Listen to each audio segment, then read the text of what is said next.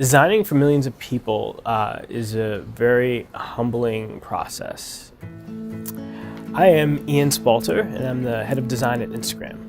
You know, it takes a lot of attention to detail and a lot of empathy building in order to try to make the right design decisions. Building empathy into the team starts by bringing in research and understanding and actually talking to people. Building empathy also involves looking at the data around what people are actually using.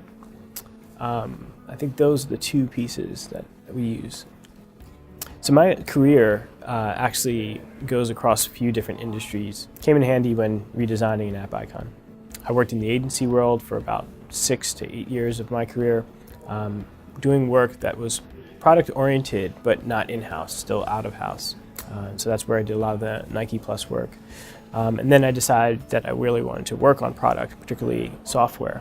And so I went to work at startups, so like Foursquare, and then on to bigger tech companies like Google, working at YouTube, and then now at Instagram. When you move from realm to realm, the adaptability is a big part of that, and being comfortable being uncomfortable and learning how to dig yourself out of holes, I think is an important skill.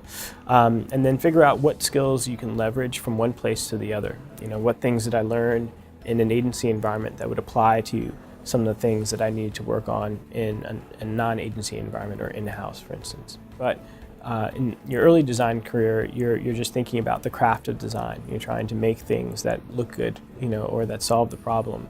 Some of the meta skills around design will continue to be valuable, whether it's like you can draw or how you see or how you write and communicate. Those basic skills, I think, are only actually going to become more important in the future.